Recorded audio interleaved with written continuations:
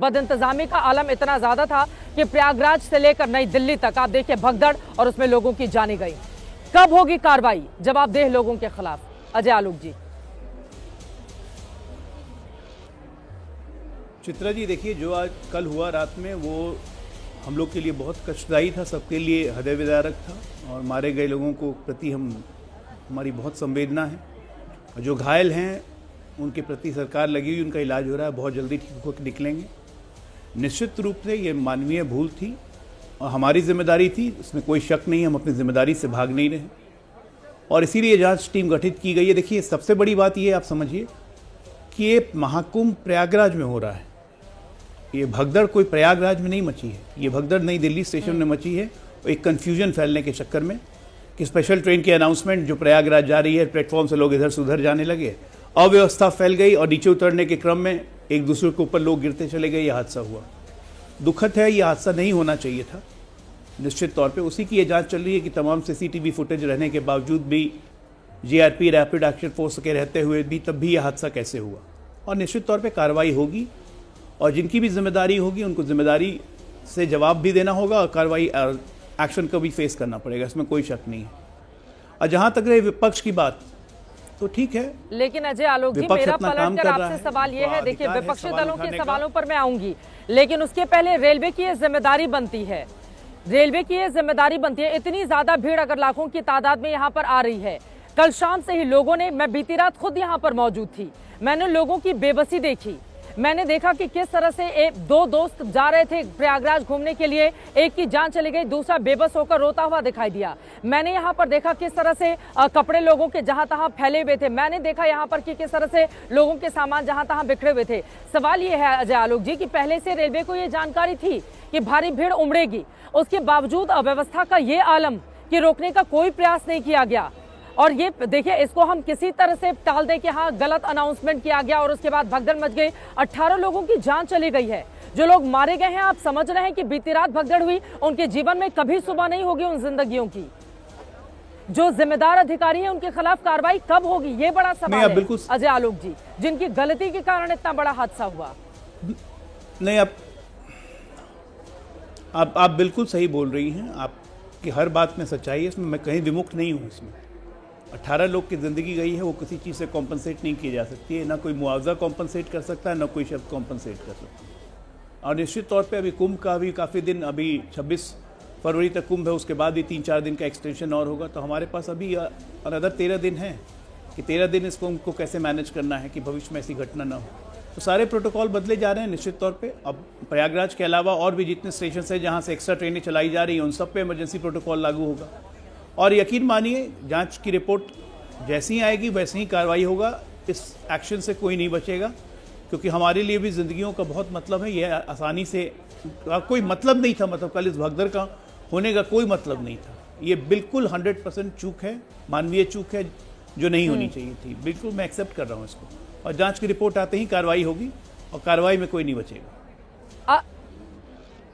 ठीक है आशुतोष वर्मा जी, अब सीधे आपके पास आते हुए, चूंकि अखिलेश यादव की ओर से यहाँ पर कई सवाल खड़े किए गए हैं, ये कहते हुए कि जो जिम्मेदार जवाबदेह लोग हैं उनके खिलाफ कार्रवाई कब होगी। कुछ मैं जल्दी से पढ़ देती हूँ। अखिलेश यादव जी ने लिखा है, सबसे पहले किसी भी महाआयोजन को राजनीतिक दृष्टि से देखना, उसे अपने आत्म प्रचार, चुनावी फायदे के लिए इस्तेमाल करना, दुरुपयोग करना और इस तरह का सांस्कृतिक आयोजन, जनता का पैसा बहाना, उसके संबंध में मिथ्या प्रचार करके झूठ फैलाना और तमाम बातें एक एक करके उनकी ओर से कई सवाल यहाँ पर खड़े किए गए हैं। लेकिन मेरा ये सवाल है कि इसके पहले 2013 में प्रयागराज में भी इस तरह की स्थिति, जब वो इलाहाबाद हुआ करता था, आप लोगों के समय में जब आपकी सरकार हुई थी, 42 लोगों की जान चली गई थी। एक ऐसे वक्त में जब लोगों को ढांढस बंधाने की, उनके प्रति अपनी संवेदना जताने की जरूरत है, तो उस समय भी क्या समाजवादी पार्टी या विपक्षी दलों को राजनीति करनी चाहिए? क्यों नहीं सत्ता पक्ष और विपक्ष के लोग आपस में मिल बैठकर कम से कम कोई ऐसे सॉल्यूशन की ओर आगे बढ़ते हैं ताकि लोगों के जख्मों पर मरहम लगाया जा सके और इसी के साथ ही दोबारा ऐसे हालात पैदा नहीं हो, उसको बनने से रोका जा सके। राजनीति क्यों हो रही है इस पर आशुतोष जी? जी धन्यवाद चित्रा जी। राजनीति सिर्फ 2014 के बाद से शुरू हुई है, उसके पहले तो सब लोग जो है सहानुभूति दिखलाते थे। और अभी कुछ ही दिनों पहले जब स्टैम्पीड हुआ कुंभ में, तो भारतीय जनता पार्टी की निर्लज्ज पद जो प्रवक्ता हैं वो हमको बार बार समझा रहे थे कि रेलवे में जो स्टैम्पीड हुआ था वो उनकी नाकामी 2013 में थी। तब आप उनसे सवाल पूछती कि तब आप क्यों नहीं कर पा रही थी। खैर, मेरा मतलब ये नहीं है कि क्या हुआ है क्या नहीं हुआ है, लेकिन चित्रा जी, एक बहुत बाजू सवाल इसमें है कि इस देश ने सन 1956 में लाल बहादुर शास्त्री का इस्तीफा भी देखा, नीतीश कुमार जी का भी 1999 में इस्तीफा देखा, ममता बनर्जी का भी इस्तीफा देखा। भारतीय जनता पार्टी के अंदर वो कौन सी बूटी है जो लगातार हादसों होने के बाद भी एक नौकरशाह अब जो मंत्री बनाया गया वो नहीं दे रहा है? उसकी वजह बहुत देश जान ले कि जब भी आप इस तरीके के नौकरशाह को लेटरल एंट्री से उठा के मंत्री बना देंगे तो उसकी जनता की तरफ जवाबदेही नहीं है। वो मुस्कुराता है, वो सब कुछ करता है। अभी मैं रेल हादसों की लिस्ट देख रहा था, 2024 में 12 दर्दनाक हादसे हुए थे।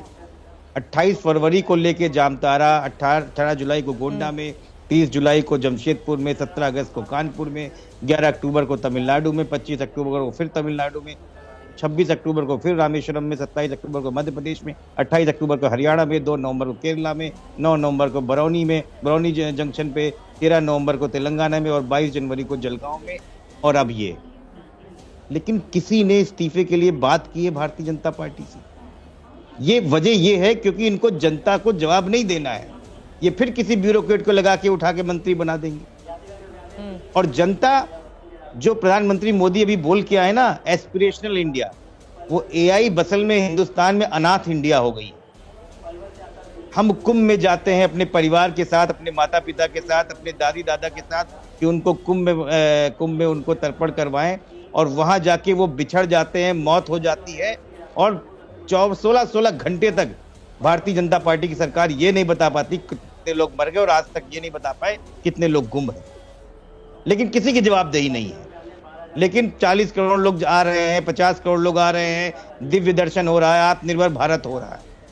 140 टेंट में आग लग जाती है, कोई जवाबदेही नहीं है। 150 किलोमीटर तक जाम पड़ा रहता है, बच्चे भूखे प्यासे गाड़ी के अंदर पड़े हुए हैं, बगल वाले गांव से दूध मांग के बच्चे पी रहे हैं, कोई जिम्मेदारी नहीं है। लेकिन राजनीति विपक्ष कर रहा है। आपका ये सवाल कितना तार्किक है, ये अपने आप से पूछिए। आपको सवाल से उंगली, आप सरकार को उंगली डालना चाहिए कि क्यों नहीं आज रेल मंत्री इस्तीफा दे रहे हैं। नैतिकता कहां चली गई? आशुतोष वर्मा जी, आप मुझे बता दीजिए कि मैं कौन सा सवाल पूछूं। सर, अगर सत्ता पक्ष और विपक्ष के लोग पत्रकारों का सवाल तय करने लगेंगे ना, तो मेरे यहाँ पर होने का कोई मतलब नहीं होता है आशुतोष वर्मा जी। फिर आप लोग मिल बैठकर महादंगल में डिबेट आपस में कर लिया करिए। पत्रकारों के सवाल को थोड़ा सा पहचाना सीखिए, उस पर जवाब आपसे मांगा गया है, आपने सवाल उठा दिया। अब सवाल इतना तार्किक है या अतार्किक है? सर, इस तरह की बातें मुझे लगता है कि बेहद हास्यास्पद हैं। प्लीज सर, एक सेकेंड सर, मैं ये सरकार से सवाल पूछा नहीं, पहला सवाल लेकर अजय आलोक के पास गई। मैं कैसी बात कर रहे हैं अजय आलोक जी आप? अरे आशुतोष जी, अजय आलोक के पास ही गई थी मैं पहला सवाल लेकर ना। दुख प्रकट कर देंगे ना, मुझे लिखित में दे दीजिए कि कौन सा सवाल पूछना है। हर रेल हादसे में एक दुख प्रकट कर देना, इससे कहां पे हिंदुस्तानी जाएंगे? अपना काम करें। ये भारतवासी लोग, आशुतोष वर्मा के नहीं, आप अपना काम करिए, मैं आपके काम करने से परेशानी नहीं है। बीती रात भी आशुतोष वर्मा जी जब आप सो रहे थे उस समय मैं रात में यही थी, मैं पूरी रात यहीं पर थी आशुतोष वर्मा जी, और मैं इस समय भी यहीं पर हूँ। प्लीज ये सवाल बताना बंद कीजिए आप लोग, प्लीज सर। आपके रहने से ट्रेन एक्सीडेंट बंद। चित्रा जी, एक मिनट, आप गाइड नहीं करेंगी, पहले मेरी बात सुनिए। लगातार आप बोलती जा रही हैं। आपके रहने से, मेरे रहने से अगर ट्रेन एक्सीडेंट रुक जाए तो हम लोग वहीं बैठ जाएंगे। लेकिन क्या ये हल है? आपको एक बार अश्विनी वैष्णव से आपने पूछा कि आपको क्या मॉरल रिस्पॉन्सिबिलिटी लेनी चाहिए कि नहीं लेनी चाहिए? एक बार भी नहीं लेना। वो आदमी डिनाइड कर रहा है कि कुछ नहीं है, पहले फिर डिलीट कर रहा है। क्यों नहीं लेना चाहिए? और आप 2013 में हुए हादसे में और विपक्ष से सवाल पूछ रही है। आपने नहीं देखा है, ठीक है सर, ठीक है। तो विपक्ष को मैंने विंडो में सजावट के लिए बुलाकर रखा है। सारा सवाल मैं अजय आलोक से ही ले लेती हूँ। दुनिया बदल रही है और ये भारत के लिए ला रही है इन्फिनिट अवसर, जिसे हम कहते हैं मिनट इन्फिनिट। आइए आइडियाज ऑफ इंडिया के मंच पर समझे इसी मिनट इन्फिनिट को 21 और 22 फरवरी abplive.com पर।